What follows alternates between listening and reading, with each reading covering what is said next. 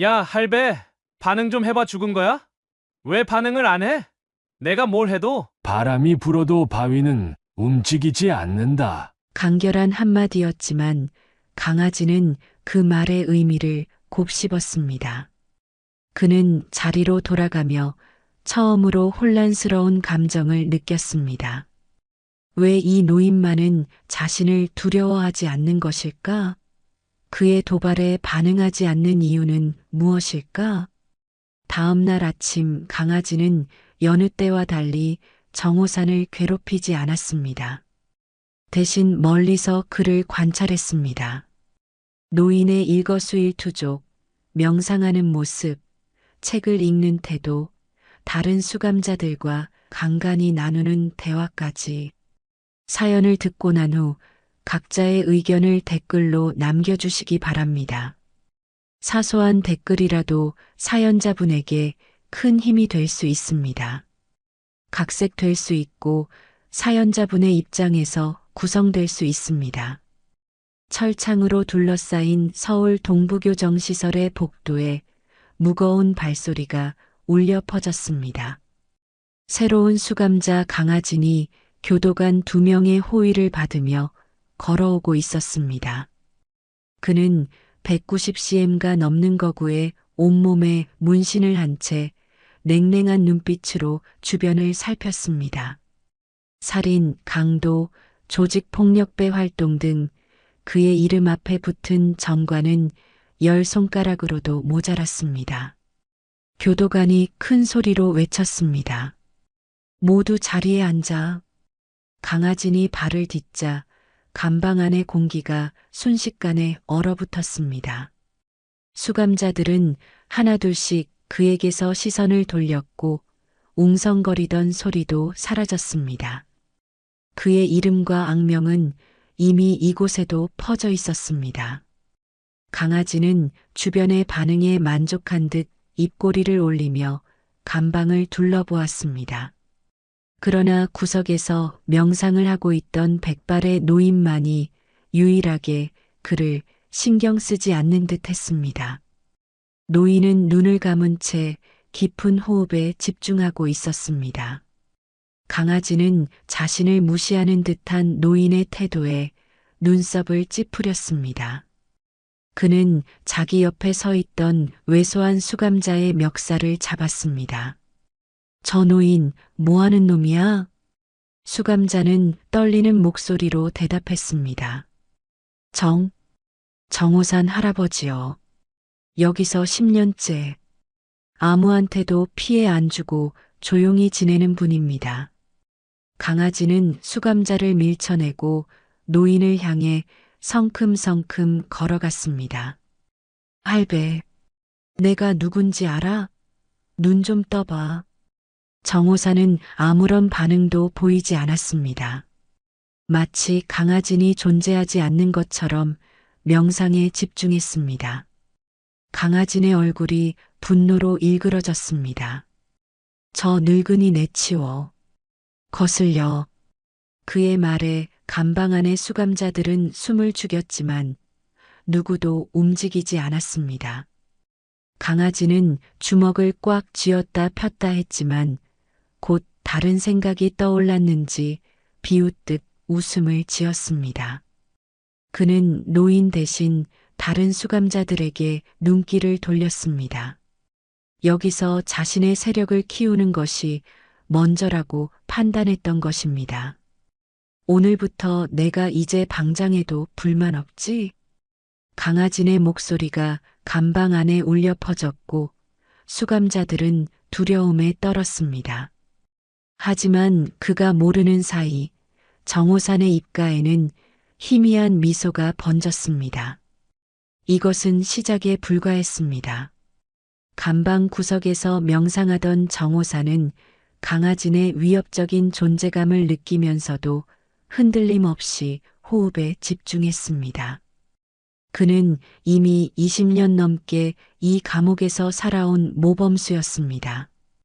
교도관들도 그를 존중했고 다른 수감자들도 그를 함부로 대하지 않았습니다. 그것은 단순히 그의 나이 때문만은 아니었습니다. 정호산의 진짜 과거는 60년 전으로 거슬러 올라갔습니다. 1960년대 초 그는 특수부대 창설 멤버였습니다. 당시 그는 눈 깜짝할 사이에 적진의 침투에 임무를 완수하고 자취도 없이 사라진다 하여 그림자라는 별명으로 불렸습니다. 특히 베트남전에 참전했을 때는 정찰 임무 중 적에게 포위된 미군 부대를 구출하는 불가능해 보이는 작전을 성공시켜 피해 그림자라는 별명까지 얻었습니다.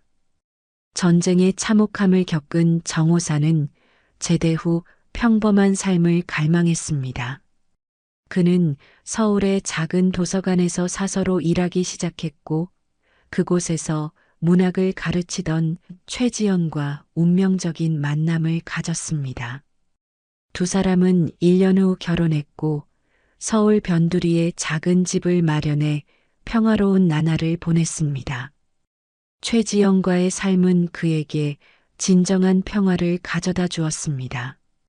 전쟁의 기억과 피해 냄새를 지워준 유일한 존재였습니다. 하지만 행복은 오래가지 않았습니다. 결혼 5년 차 최지연이 갑작스러운 교통사고로 세상을 떠났습니다. 그날 이후 정호산의 삶은 다시 어둠 속으로 빠져들었습니다. 술에 의지하며 방황하던 그는 우연히 옛 전우를 만났고 그를 통해 사설 경호업체에 취직하게 되었습니다. 정호산의 특수 기술은 곧 지하 세계에도 알려졌고 그는 점차 위험한 일에 연루되기 시작했습니다. 처음에는 단순한 경호 업무였지만 시간이 지날수록 불법적인 일에 가담하게 되었습니다. 과거의 피해 그림자가 다시 그의 삶을 지배하기 시작한 것입니다. 마침내 15년 전 정호사는 대형 기업의 비리를 캐던 한 검사를 제거해달라는 의뢰를 받았습니다. 오랜 세월 감정을 억누르며 살아온 그였지만 이 일만큼은 양심의 가책을 느꼈습니다. 결국 그는 의뢰를 거절했고 오히려 그 검사에게 모든 정보를 넘겼습니다. 그러나 지하세계의 배신자가 된 정호사는 곧 보복의 대상이 되었습니다. 그는 자신을 죽이러 온 킬러들과 맞서 싸우다 2명을 죽이고 말았습니다. 법정에 선 그는 자신의 모든 죄를 고백했고 살인죄로 종신형을 선고받았습니다. 내가 죽인 사람들은 결국 나와 같은 사람들이었어. 그들도 나처럼 누군가의 도구였을 뿐이지. 감옥에서 정호사는 불교에 심취했고 명상을 통해 내면의 평화를 찾아갔습니다. 그는 더 이상 과거의 피해 그림자가 아니었습니다. 그저 자신의 죄를 참회하며 남은 생을 보내려는 노인일 뿐이었습니다. 강아진이 들어온 그날 밤 정호사는 오랜만에 최지연의 꿈을 꾸었습니다. 꿈속에서 그녀는 미소를 지으며 말했습니다. 아직 당신이 해야 할 일이 남아 있어요. 당신은 알고 있잖아요. 정호사는 깊은 한숨을 내쉬며 눈을 떴습니다. 감방 천장을 바라보며 그는 무언가를 직감했습니다. 강아진의 등장은 단순한 우연이 아니었습니다. 그의 마지막 사명이 시작된 것인지도 모른다는 생각이 들었습니다. 정호산이 종신형을 선고받은 것은 자신이 저지른 살인에 대한 응당한 대가였습니다. 하지만 그가 감옥에서 참회하며 보낸 세월 속에는 또 다른 어둠이 숨겨져 있었습니다. 과거를 돌이켜보면 그의 인생을 완전히 바꿔놓은 사건은 최지연의 죽음이었습니다. 최지연의 교통사고는 사실 의문점이 많은 사건이었습니다. 당시 경찰 조사에 따르면 그녀는 횡단보도를 건너다 과속 차량에 치여 즉사했습니다. 그러나 목격자들의 증언은 서로 달랐고 CCTV는 고장으로 작동하지 않았습니다. 정호사는 아내의 죽음이 단순한 사고가 아니라는 직감이 들었지만 증거가 없었습니다. 그로부터 6개월 후 새벽에 정호산의 집에 괴한들이 침입했습니다. 그는 특수부대 출신답게 침착하게 대응했지만 다음 날 아침 경찰이 그를 체포했습니다. 그의 집 지하실에서 시체가 발견된 것입니다. 피해자는 최지연의 사고를 조사하던 사설 탐정이었습니다. 현장에는 정호산의 지문이 선명하게 남겨져 있었고 그가 베트남전 때 사용했던 특수 단검이 살인 무기로 발견되었습니다. 결정적으로 그의 유일한 알리바이였던 전우마저 증언을 번복했습니다. 그날 밤 정호산과 함께 있지 않았습니다. 이전 증언은 오랜 전우를 위한 거짓말이었습니다. 재판 과정에서 검찰은 정호산이 아내의 죽음에 대한 조사를 방해하기 위해 탐정을 살해했다고 주장했습니다. 모든 증거가 그를 향해 있었고 그의 군 경력과 특수 기술은 오히려 불리하게 작용했습니다. 결국 정호산은 또 다른 살인죄로 종신형을 선고받았습니다. 감옥에 들어온 첫 해 정호산은 필사적으로 진실을 밝히려 노력했습니다. 변호사를 통해 재심을 청구했고 증거 불충분을 주장했습니다. 하지만 모든 노력은 수포로 돌아갔습니다. 어느 날 면회를 온 변호사가 그에게 충격적인 이야기를 전했습니다. 더 이상 진실을 파헤치지 마세요. 당신 아내의 죽음부터 모든 것이 연결되어 있습니다. 아주 위험한 자들이 관여하고 있어요. 이 이상 파고들면 더 많은 사람들이 다칠 겁니다. 그날 이후 정호사는 모든 것을 내려놓았습니다. 진실이 무엇이든 더 이상의 희생은 원치 않았습니다. 그는 불교 경전을 읽기 시작했고 명상을 통해 내면의 평화를 찾아갔습니다. 이 또한 내 업이다라는 생각으로 상황을 받아들였습니다. 감옥에서의 세월은 그를 완전히 다른 사람으로 변화시켰습니다. 처음 5년간 그는 주로 도서관에서 시간을 보냈습니다. 방대한 양의 책을 읽으며 마음의 평온을 찾아갔습니다. 특히 불교 철학과 명상에 깊이 빠져들었고 감옥 생활 10년 차에는 교도소 내 명상 프로그램을 직접 이끌기 시작했습니다. 다른 재소자들에게 정호사는 존경의 대상이었습니다.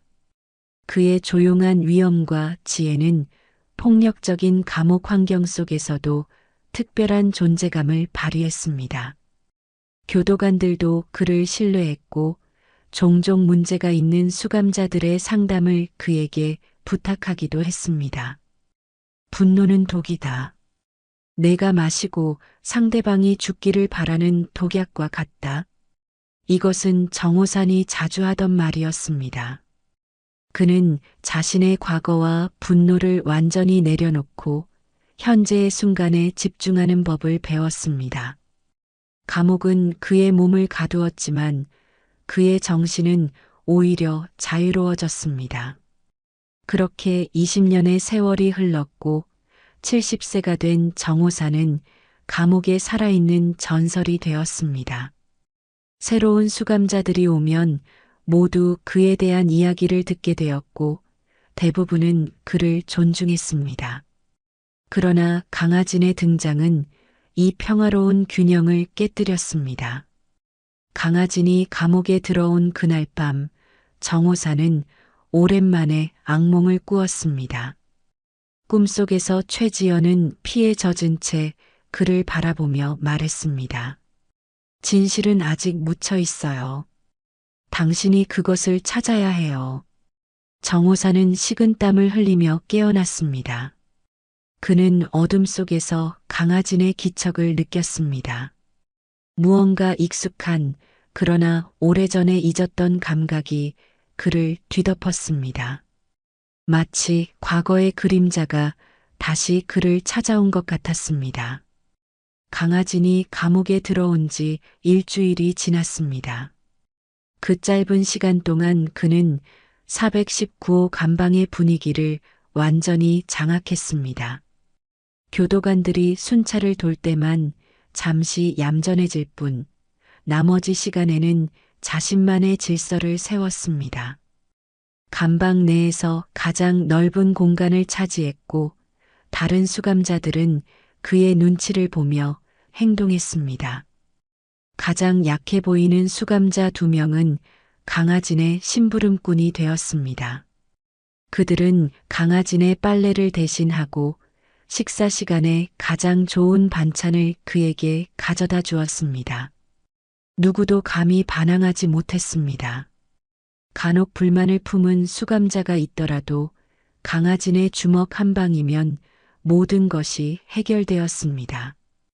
그러나 한 가지 강아진의 마음에 들지 않는 것이 있었습니다. 바로 감방 구석에서 조용히 명상을 하는 정호산이었습니다. 강아진이 아무리 감방을 장악해도 정호산만은 그에게 눈길 한 번 주지 않았습니다. 마치 그가 존재하지 않는 것처럼 행동했습니다. 처음에는 그저 무시하려 했지만 시간이 지날수록 강아진의 짜증은 커져갔습니다. 감방 내 모든 사람이 자신을 두려워하는데 유독 노인만 달랐습니다. 어느 날 점심시간 강아지는 정호산의 테이블로 걸어갔습니다. 할배, 그 자리 내가 앉고 싶은데. 정호산은 묵묵히 자신의 식사를 마저 했습니다. 강아진의 얼굴이 붉어졌습니다. 그는 발로 테이블을 걷어찼고 정호산의 밥그릇이 바닥에 떨어져 깨졌습니다. 감방 내 모든 수감자들이 숨을 죽였습니다. 정호산은 천천히 일어나 깨진 그릇 조각을 주었습니다. 그의 표정에는 어떤 분노도 없었습니다. 오히려 담담했습니다. 그는 말없이 자리를 비켜주고 구석으로 돌아갔습니다. 이 사건 이후 강아지는 본격적으로 정호산을 괴롭히기 시작했습니다. 다음 날 아침 강아지는 물이 담긴 컵을 일부러 정호산의 담요 위에 엎질렀습니다. 정호산은 그저 젖은 담요를 말리러 갔을 뿐 아무 말도 하지 않았습니다. 또 다른 날에는 정호산이 명상을 하고 있을 때 강아진이 일부러 그의 발을 밟고 지나갔습니다. 정호산은 잠시 눈을 떴다가 다시 감고 명상을 이어갔습니다. 강아진의 도발에도 그는 결코 반응하지 않았습니다. 운동장에서 볼을 차다가 정호산을 향해 일부러 공을 날리기도 했습니다. 공이 정호산의 등을 강하게 쳤지만 그는 그저 잠시 멈췄다가 다시 걸음을 이어갔습니다. 다른 수감자들은 정호산의 인내심에 놀랐습니다. 과거에 그가 명망 높은 수감자로 존경받았다는 것을 알았지만 이 정도로 평정심을 유지할 수 있다는 것은 믿기 어려웠습니다. 일부는 그가 나이가 들어 겁이 많아진 것이라고 수군거렸고 또 다른 이들은 그가 너무 오랫동안 감옥에 있어 무기력해진 것이라고 생각했습니다. 열흘째 되는 날 강아지는 점점 더 과격해졌습니다. 그는 정호산이 독서를 하고 있을 때 책을 빼앗아 페이지를 찢었습니다. 정호산은 그저 바닥에 떨어진 책을 주워 조용히 자리로 돌아갔습니다. 야, 할배, 반응 좀 해봐. 죽은 거야? 강아진의 목소리가 감방에 울려 퍼졌습니다. 하지만 정호산은 여전히 침묵을 지켰습니다. 그의 인내심은 마치 깊은 바다처럼 끝이 없어 보였습니다. 그날 밤 취침 시간 무렵에 강아지는 정호산의 잠자리 옆에 앉았습니다. 다른 수감자들은 이미 잠들었거나 모른 척 눈을 감고 있었습니다. 왜 반응을 안 해? 내가 뭘 해도. 처음으로 강아지네 목소리에는 분노보다 의문이 담겨 있었습니다. 정호사는 눈을 감은 채 대답했습니다. 바람이 불어도 바위는 움직이지 않는다. 간결한 한마디였지만 강아지는 그 말의 의미를 곱씹었습니다. 그는 자리로 돌아가며 처음으로 혼란스러운 감정을 느꼈습니다. 왜 이 노인만은 자신을 두려워하지 않는 것일까? 그의 도발에 반응하지 않는 이유는 무엇일까? 다음 날 아침 강아지는 여느 때와 달리 정호산을 괴롭히지 않았습니다. 대신 멀리서 그를 관찰했습니다. 노인의 일거수일투족, 명상하는 모습, 책을 읽는 태도, 다른 수감자들과 간간히 나누는 대화까지 마치 수수께끼를 풀려는 듯 그를 주시했습니다. 강아지는 알 수 없었습니다. 정호산의 평온함 뒤에 숨겨진 비밀을, 그가 얼마나 위험한 존재였는지, 그리고 얼마나 깊은 상처를 안고 있는지를. 무더운 8월이 찾아왔습니다. 교정시설의 콘크리트 건물은 마치 거대한 오븐처럼 열기를 품고 있었습니다. 수감자들에게 샤워 시간은 유일한 위안이었고 감방의 수감자들도 예외는 아니었습니다. 일주일에 2번 주어지는 샤워 시간을 모두가 기다렸습니다. 그날 오후 감방문이 열리고 교도관 최병수가 외쳤습니다. 샤워 시간, 정렬해서 이동합니다. 수감자들은 수건과 비누를 들고 일렬로 복도에 섰습니다. 정호사는 늘 그렇듯 맨 뒤에 조용히 서 있었습니다. 강아지는 당연하다는 듯 줄의 맨 앞에 자리했습니다. 그는 지난 2주일 동안 절대 권력자가 되었습니다. 샤워실로 향하는 복도는 좁았고 수감자들은 한 줄로 천천히 이동했습니다. 덥고 습한 공기가 폐를 짓누르는 듯 했습니다. 정호사는 걸음이 느렸지만 묵묵히 줄을 따라갔습니다.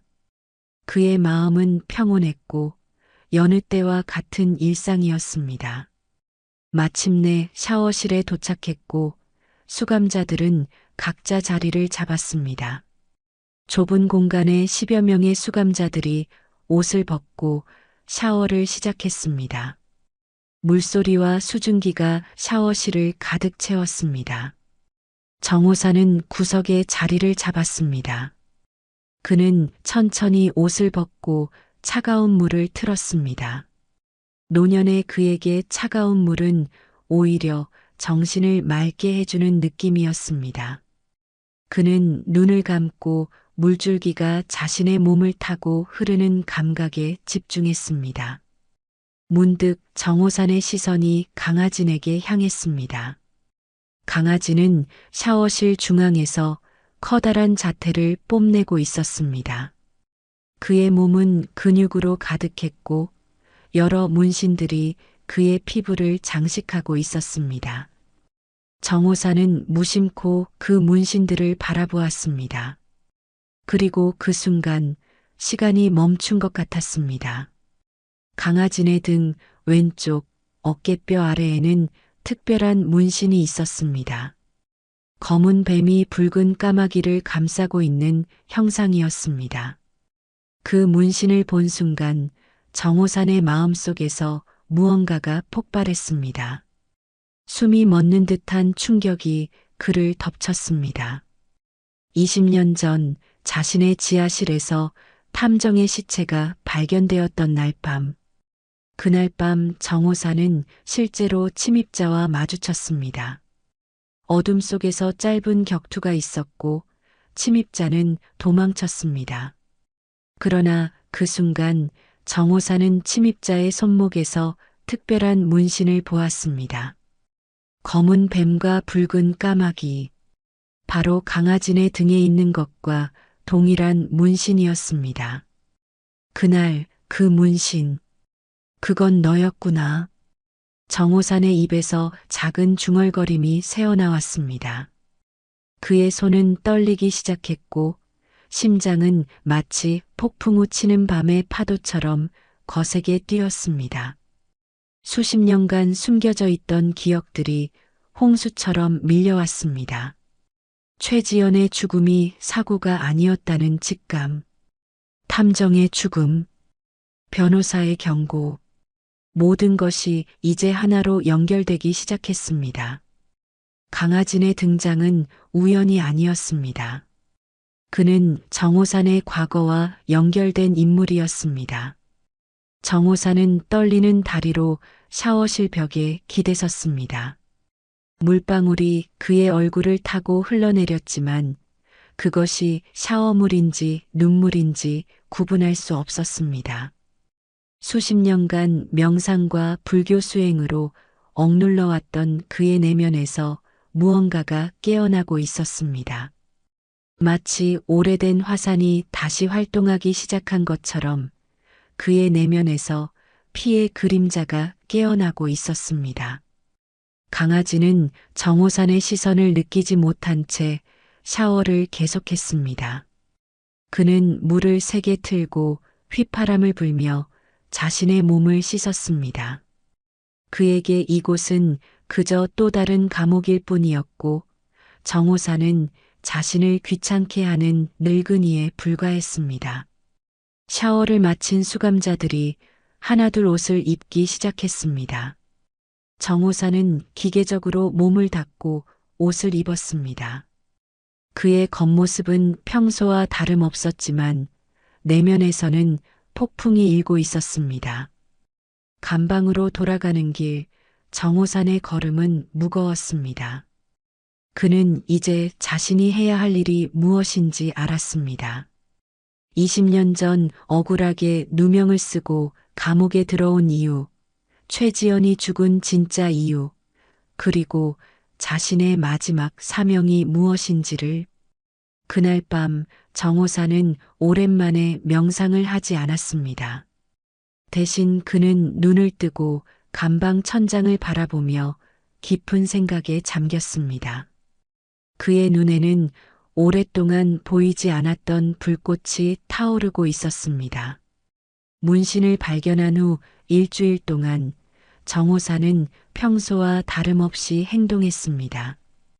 그는 여전히 아침에 일어나 명상을 했고 도서관에서 책을 읽었으며 다른 수감자들과 차분히 대화를 나눴습니다. 그러나 그의 내면은 완전히 달라져 있었습니다.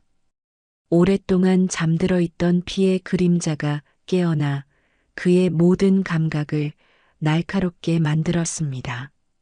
그는 강아진을 면밀히 관찰했습니다.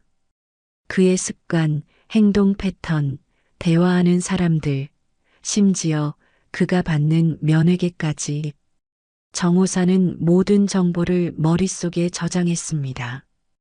아무도 그의 이런 변화를 눈치채지 못했습니다. 8월의 마지막 주 월요일, 점심시간이 찾아왔습니다. 수감자들은 식당으로 이동했고 정호산도 평소처럼 조용히 줄을 따라 걸었습니다. 그의 눈은 앞에서 걷고 있는 강아진의 등을 향해 있었습니다. 뱀과 까마귀의 문신이 그의 티셔츠 아래로 희미하게 보였습니다. 식당은 평소보다 시끄러웠습니다. 새로운 수감자들이 들어왔고 그들의 소란스러운 대화가 공간을 채웠습니다. 정호산은 구석의 테이블에 앉았습니다. 그의 위치에서 강아진이 앉은 테이블이 완벽하게 보였습니다. 식사가 절반쯤 진행되었을 때 강아진이 갑자기 자리에서 일어났습니다. 그는 직접 정호산의 테이블로 걸어왔습니다. 최근 며칠간 괴롭히지 않았던 터라 정호산은 약간 놀랐습니다. 그러나 그의 표정은 여전히 평온했습니다. 할배, 오늘은 반응 좀 해봐. 배 안 고파? 강아지는 정호산의 식판을 손으로 쳤습니다. 식판이 바닥에 떨어지며 음식이 사방으로 튀었습니다. 주변의 수감자들이 놀라 뒤로 물러섰습니다. 식당 내의 대화가 일시에 멈췄고 모든 이목이 그들에게 쏠렸습니다. 정호사는 천천히 자리에서 일어났습니다. 그의 움직임에는 평소와 다른 날카로움이 있었습니다. 70세의 노인이라고는 믿기 어려울 정도로 그의 자세는 단단하고 균형이 잡혀 있었습니다. 이 자리에 앉지. 정호산의 목소리는 조용했지만 강철 같은 단단함이 담겨 있었습니다. 강아지는 의아한 표정을 지으며 비웃었습니다. 뭐, 할배가 갑자기 용기가 생겼나? 그 순간 정호산의 움직임은 번개처럼 빨랐습니다. 아무도 그가 어떻게 움직였는지 정확히 보지 못했습니다. 다만 결과만 볼 수 있었을 뿐입니다. 강아지의 손목이 정호산에게 붙잡혔고 다음 순간 그는 테이블 위에 엎드린 채 움직일 수 없었습니다. 정호산은 단 한 동작으로 그를 완벽하게 제압했습니다. 식당은 완전한 침묵에 빠졌습니다. 교도관들조차 충격에 빠져 즉각 대응하지 못했습니다. 정호사는 강아지의 귓가에 입을 가까이 대고 속삭였습니다. 21년 전 마포구 아파트 703호. 그날 밤 내 아내를 죽인 건 너였지. 강아지의 얼굴이 창백해졌습니다. 그는 그 주소를 기억했습니다. 20대 초반 그가 조직의 심부름꾼으로 일하던 시절의 일이었습니다. 그의 첫살인 임무였습니다. 어떻게? 정호사는 강아지의 손목을 더 강하게 비틀었습니다. 평소 그에게서 볼 수 없었던 냉혹함이 그의 눈에 깃들어 있었습니다. 내 뒤에 있는 문신, 뱀과 까마귀, 내가 그날 밤 봤던 거야. 그리고 내가 탐정을 죽이고 내 집 지하에 시체를 숨긴 것도. 강아지의 눈이 커졌습니다. 그는 몸부림치려 했지만 정호산의 제압은 완벽했습니다. 감옥에서 20년을 보낸 노인이라고는 믿기 어려울 정도로 그의 힘과 기술은 날카로웠습니다. 그건 명령이었어. 난 그저 시키는 대로.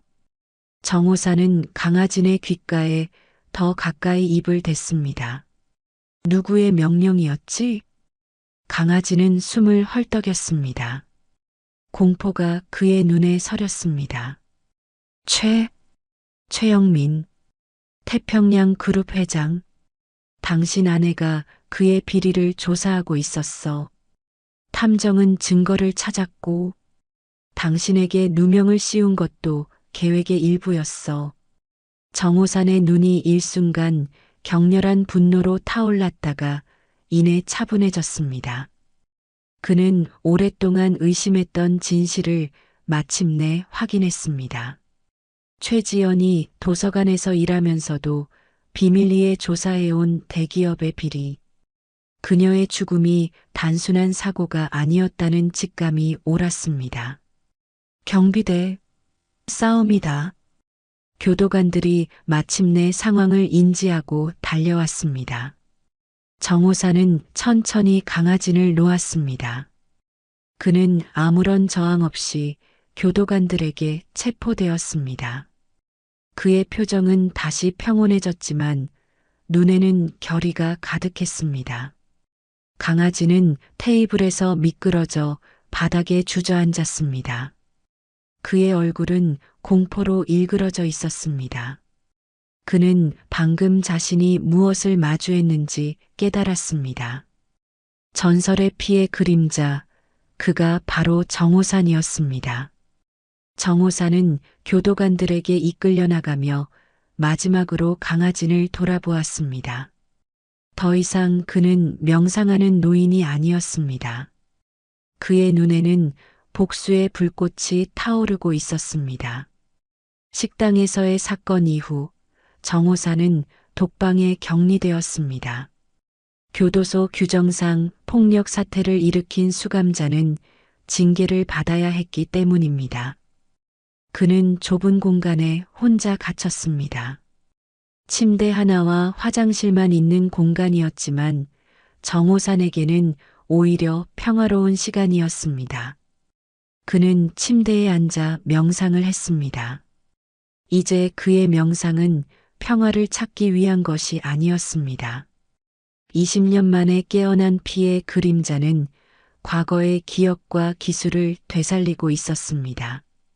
베트남 정글에서 적을 기다리던 시간, 완벽한 암살을 위해 호흡을 조절하던 순간, 그 모든 기억이 생생하게 돌아왔습니다.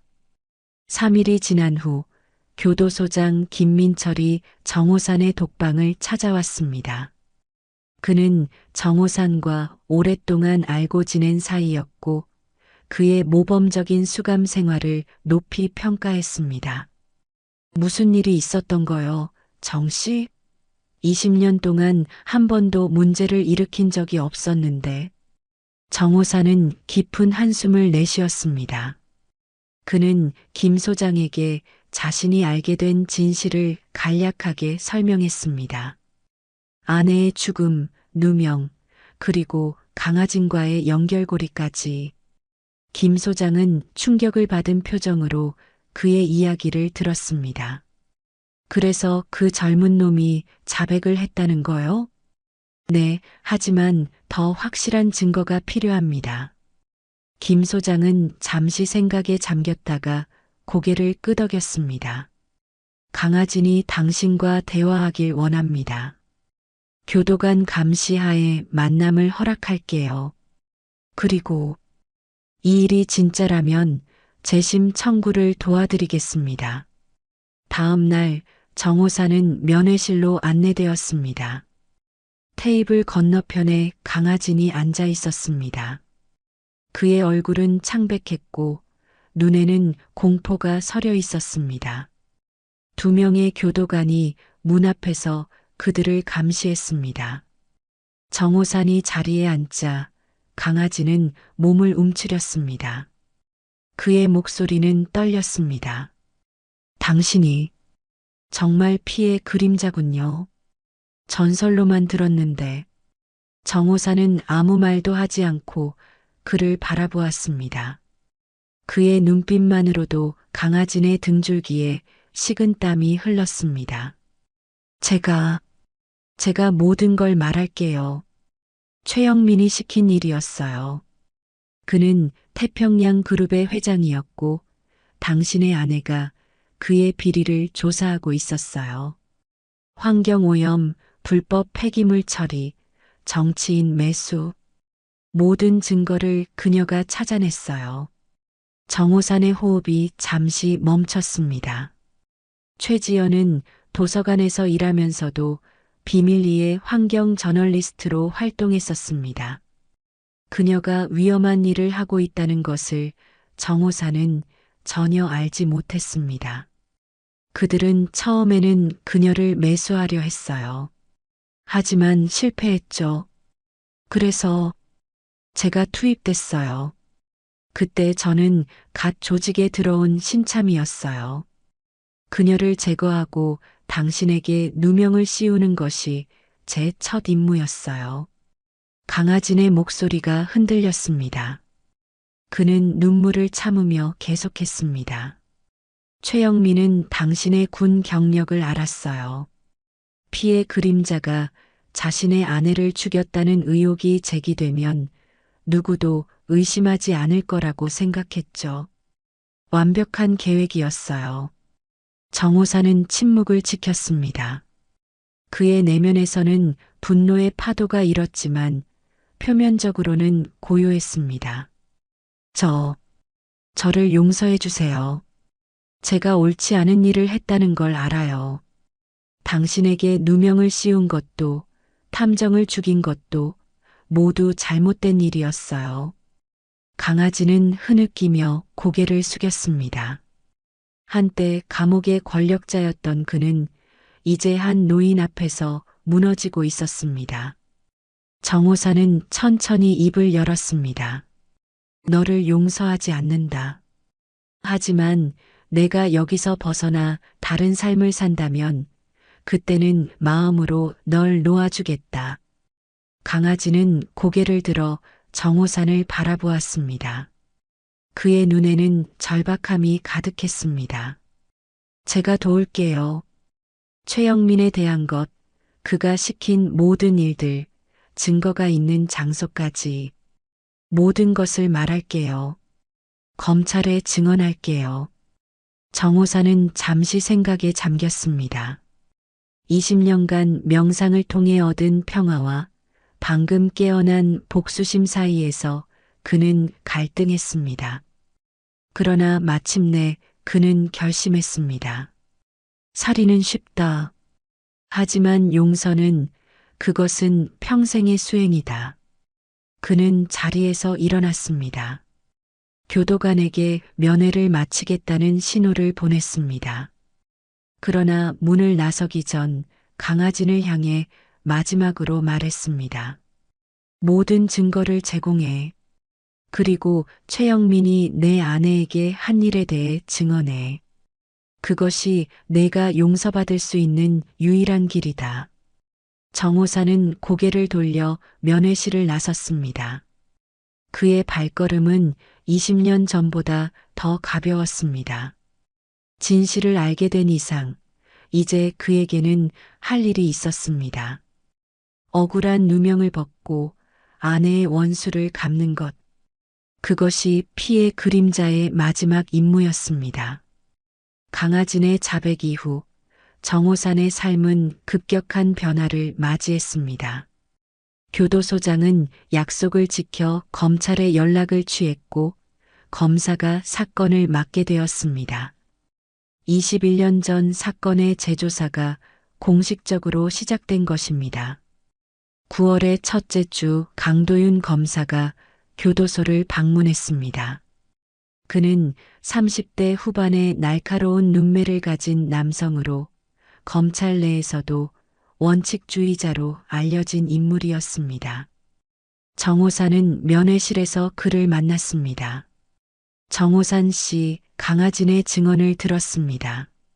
최영민 태평양 그룹 회장에 대한 의혹이 사실이라면 이건 단순한 살인 사건이 아니라 대기업이 연루된 대형 비리 사건입니다. 정호사는 차분하게 고개를 끄덕였습니다. 강도윤 검사는 파일을 펼치며 계속했습니다. 21년 전 증거들을 다시 검토했습니다. 당시 재판에서 결정적이었던 증거들의 조작 흔적이 보입니다. 특히 귀하의 지하실에서 발견된 탐정의 시체와 관련해 법의학 분석에 의문점이 많습니다. 검사는 21년 전 현장 사진들을 보여주었습니다. 정호사는 그 사진들을 처음 보는 것이었습니다. 그는 천천히 사진들을 살펴보았습니다. 강아진이 중요한 정보를 제공했습니다. 태평양 그룹이 불법 폐기물을 매립한 장소, 최영민 회장이 정치인들에게 뇌물을 준 증거, 그리고 최지연 씨의 죽음과 관련된 모든 증거들이 보관된 창고 위치까지요. 정호산의 눈이 빛났습니다. 최지연이 목숨을 걸고 모은 증거들이 아직 존재한다는 사실이 그에게 희망을 주었습니다. 우리는 이미 해당 창고를 압수수색했고 귀하의 아내가 수집한 모든 자료를 확보했습니다. 그녀는 정말 용감한 분이셨습니다. 강도윤 검사의 목소리에는 진심 어린 존경심이 담겨 있었습니다.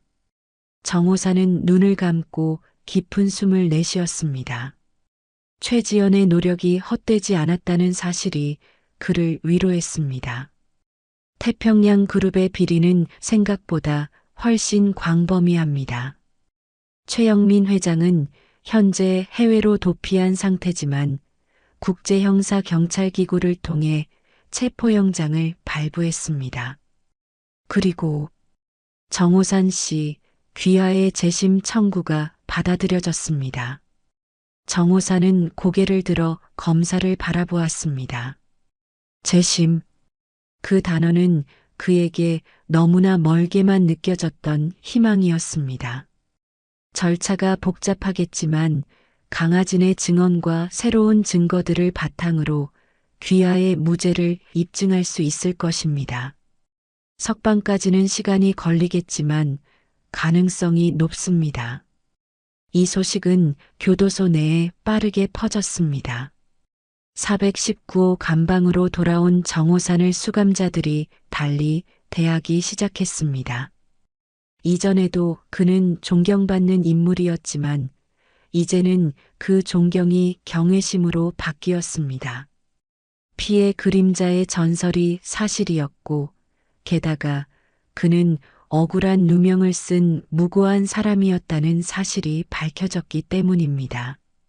강아지는 다른 교도소로 이감되었습니다. 검찰과의 협조로 그의 형량은 감소될 가능성이 있었지만 그가 저지른 살인과 조직 범죄의 책임에서 완전히 벗어날 수는 없었습니다. 떠나기 전 그는 정호산에게 마지막 인사를 했습니다. 내가 당신에게 한 모든 일 정말 미안합니다. 당신이 말한 대로 용서는 평생의 수행이라는 걸 이제 알겠습니다.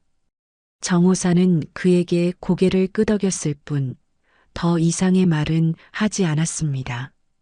10월이 되자 정호산의 이야기는 교도소 담장을 넘어 바깥 세상까지 알려지기 시작했습니다. 언론에서는 21년 만에 밝혀진 억울한 누명이라는 제목으로 그의 사연을 보도했습니다. 베트남전 영웅 피의 그림자가 대기업의 음모로 감옥에 갇혔다가 21년 만에 진실이 밝혀졌다는 이야기는 많은 사람들의 공분을 샀습니다. 하지만 정호산에게 석방은 더 이상 가장 중요한 문제가 아니었습니다. 그는 이미 자신만의 방식으로 자유를 찾았습니다. 최지연의 죽음에 대한 진실이 밝혀졌고 그녀의 노력이 헛되지 않았다는 사실만으로도 그는 평화를 느꼈습니다. 교도소 도서관에서 그는 여전히 명상을 했습니다. 하지만 이제 그의 명상은 과거의 고통을 잊기 위한 것이 아니라 새로운 미래를 준비하기 위한 것이었습니다. 감옥 밖의 세상은 그에게 낯설었고 70대의 노인으로서 새 삶을 시작한다는 것은 두려운 일이었습니다. 그러나 그는 준비되어 있었습니다. 다른 수감자들은 이제 그에게 조언을 구하고 그의 이야기를 듣고 싶어 했습니다. 심지어 교도관들도 그를 다르게 대했습니다. 그는 감옥 내에서 일종의 현자가 되었습니다. 감방에서 그는 이제 모든 수감자들의 존경을 받으며 그의 삶의 교훈은 많은 이들에게 영감을 주었습니다. 11월 초 정호산의 재심 첫 공판이 열렸습니다. 법정은 방청객들로 가득 찼고 언론의 관심도 뜨거웠습니다. 정호산은 차분하게 증언대에 섰습니다. 그의 목소리는 흔들림 없이 21년 전의 진실을 이야기했습니다. 그리고 재판은 예상보다 빠르게 진행되었습니다. 석방의 가능성은 이제 현실이 되어가고 있었습니다. 하지만 정호산에게 진정한 자유는 이미 찾아와 있었습니다. 그것은 진실을 알게 된 순간 그의 마음속에서 이미 시작된 새로운 여정이었습니다. 겨울이 시작되었습니다. 11월 말 첫눈이 내린 날 정호산의 재심은 마무리 단계에 접어들었습니다. 검찰은 모든 증거를 법원에 제출했고 강하진의 증언도 녹취되었습니다. 태평양 그룹의 비리 수사는 별도로 진행되고 있었지만 정호산의 무고함을 입증하는 과정은 거의 완료되었습니다. 그날 밤 419호 감방은 평소보다 조용했습니다. 추위 때문에 수감자들은 일찍 담요를 뒤집어 쓰고 잠자리에 들었습니다. 정호사는 창가에 누워 창살 너머로 내리는 눈을 바라보았습니다. 하얀 눈송이들이 어둠 속에서 춤을 추는 모습이 아름다웠습니다. 그는 지난 몇 개월간 있었던 일들을 생각했습니다. 강아진의 등장, 문신의 발견, 진실의 밝혀짐, 그리고 다가오는 석방까지 마치 긴 소설의 마지막 장을 읽는 기분이었습니다. 21년이라는 긴 시간 동안 감옥에서 살면서 그는 자신의 인생이 이렇게 극적으로 바뀔 것이라고 상상하지 못했습니다.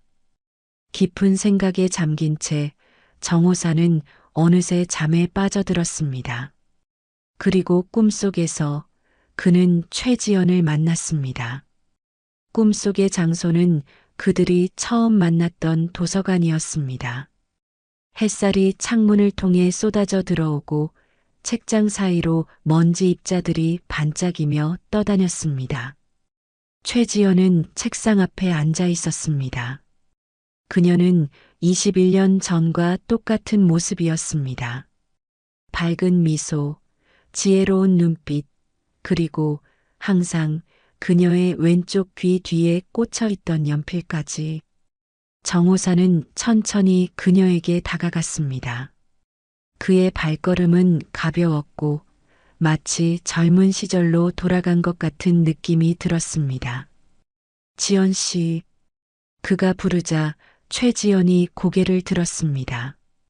그녀는 화사하게 마치 모든 세상의 빛을 담은 것처럼 밝게 웃었습니다. 호산 씨 앉으세요. 오래 기다렸어요. 정호사는 그녀 앞에 앉았습니다. 그의 손이 떨렸습니다. 21년 동안 꿈에서조차 이렇게 선명하게 그녀를 만난 적이 없었습니다. 지연 씨, 나는 당신이 하던 일을 몰랐어요. 위험한 일을 당신 혼자서. 최지연은 고개를 저었습니다. 그녀의 눈에는 어떤 비난도 없었습니다. 제가 선택한 일이었어요. 그들의 비리를 밝히는 것이 제 사명이라고 느꼈거든요. 다만 당신을 위험에 빠뜨리게 될 줄은 몰랐어요. 정호사는 고개를 숙였습니다. 그동안 품어왔던 모든 슬픔과 죄책감이 물밀듯이 밀려왔습니다. 21년이나 걸렸어요.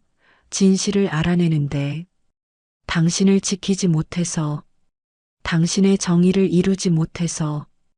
최지연은 부드럽게 손을 내밀어 정호산의 손을 잡았습니다. 그녀의 손은 따뜻했고 너무나 실제 같았습니다. 호산 씨, 이제 괜찮아요. 당신은 충분히 잘했어요. 우리 모두 자신의 길을 가는 거예요. 제 길은 그곳에서 끝났지만 당신의 길은 아직 끝나지 않았어요. 그녀의 말에 정호산의 눈에서 눈물이 흘러내렸습니다. 그것은 슬픔의 눈물이 아니라 해방감의 눈물이었습니다. 그는 마침내 자신의 과거, 그리고 자신을 용서할 수 있게 되었습니다. 이제 당신은 자유예요, 호산 씨. 저도 당신도. 우리 둘 다요. 최지연의 형체가 점점 흐려지기 시작했습니다. 도서관의 빛이 그녀를 감싸고 그녀의 미소만이 선명하게 남았습니다. 잊지 마세요. 당신은 혼자가 아니에요. 그리고 당신은 늘 자유로웠어요. 정호사는 손을 뻗어 그녀를 잡으려 했지만 그녀는 이미 빛 속으로 사라지고 있었습니다. 그의 마지막 말이 꿈속에 울려 퍼졌습니다. 고마워요, 지연 씨. 당신이 있어 내 삶은 의미가 있었습니다. 정호사는 고요히 잠에서 깨어났습니다. 눈을 뜨자 감방에 천장이 보였습니다. 그의 뺨을 타고 눈물이 흘러내리고 있었지만 그의 가슴은 이상하게도 가벼웠습니다.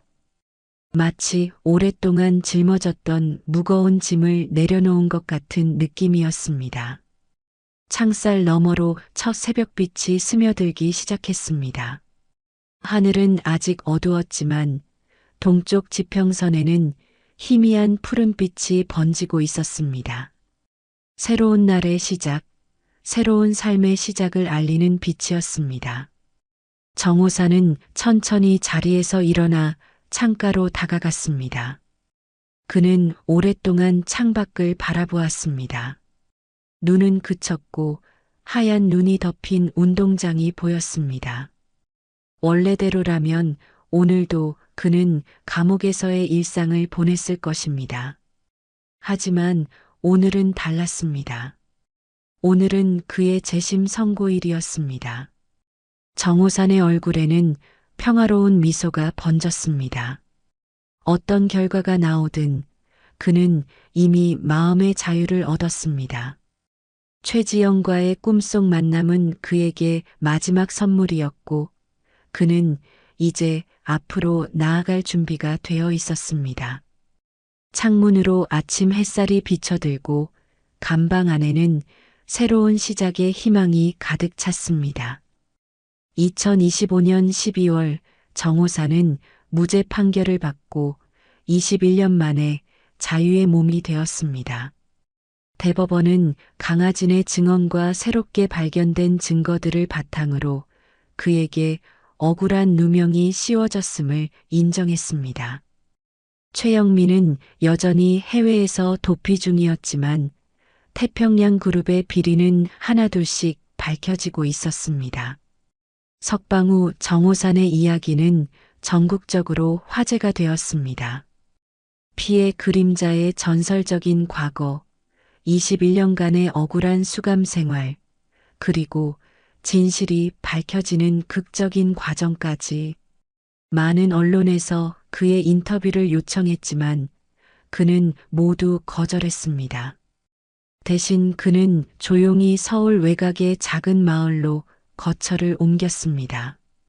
정부에서는 그에게 국가유공자 예우와 보상금을 제공했고 검찰은 공식적으로 사과했습니다. 하지만 정호산에게 가장 중요한 것은 평화로운 일상이었습니다. 71세의 나이에 다시 시작하는 삶은 쉽지 않았지만 그는 하루하루를 소중하게 여겼습니다. 이듬해 봄 정호사는 집 근처 고등학교의 경비원 자리를 제안받았습니다. 학교장은 그의 이야기를 알고 있었고 학생들에게 좋은 영향을 줄 수 있을 것이라 생각했습니다. 정호사는 이 제안을 받아들였습니다. 아침 일찍 학교 정문에 서서 등교하는 학생들을 맞이하는 일이 그에게 새로운 삶의 의미를 주었습니다. 하지만 모든 학생이 그를 존경하는 것은 아니었습니다. 특히 3학년 민주는 학교의 대표적인 문제아였습니다. 그는 자주 지각하고 교칙을 어기며 심지어 다른 학생들을 괴롭히기도 했습니다. 학교 선생님들조차 그를 다루기 어려워했습니다. 5월의 어느 날 아침, 민주는 개조한 오토바이를 타고 학교 앞에 나타났습니다. 소음기를 제거한 오토바이는 요란한 소리를 내며 다른 학생들을 놀라게 했습니다. 그는 정문 앞에 오토바이를 세우고 헬멧을 벗었습니다. 비켜요, 할아버지. 민준의 말투는 거칠었습니다. 정호사는 아무 말 없이 그의 앞을 막아섰습니다. 교칙상 오토바이 등교는 금지되어 있네. 민주는 비웃으며 담배를 꺼내 물었습니다. 그는 도발적인 눈빛으로 정호산을 노려보았지만 예상과 달리 정호산의 눈에서는 두려움이 아닌 평온함과 단호함이 느껴졌습니다. 민주는 처음 보는 이 노인의 존재감에 순간 주춤했습니다. 정호산의 눈빛은 평온했지만 어딘가 깊은 곳에서 오는 위험이 느껴졌습니다. 그는 부드럽지만 단호한 목소리로 말했습니다. 오토바이는 저기 세워두고 들어가거라. 민주는 평소와 달리 순순히 정호산의 말을 따랐습니다. 그는 오토바이를 지정된 장소에 세우고 학교로 들어갔습니다. 하지만 그날 이후 민주는 매일 정호산을 주시하기 시작했습니다. 이 노인에게서 느껴지는 특별한 분위기가 그의 호기심을 자극했습니다. 일주일 후 정호산은 평소보다 일찍 출근했습니다. 그는 작은 도시락 통을 들고 있었습니다. 학교 뒤편에서 민준이 담배를 피우고 있는 것을 발견하고 그에게 다가갔습니다. 아침은 먹었나? 민주는 대답 대신 담배를 바닥에 버렸습니다. 정호사는 도시락을 그에게 건넸습니다. 건강한 몸에서 건강한 정신이 나온다. 아침은 꼭 먹어야 해. 민주는 처음에는 거부했지만 정호산이 자리를 뜬 후 결국 도시락을 열어보았습니다. 단순하지만 정성이 담긴 음식이었습니다. 그는 혼자 모든 음식을 다 먹었습니다. 시간이 흐르면서 정호사는 민준의 가정 환경을 알게 되었습니다.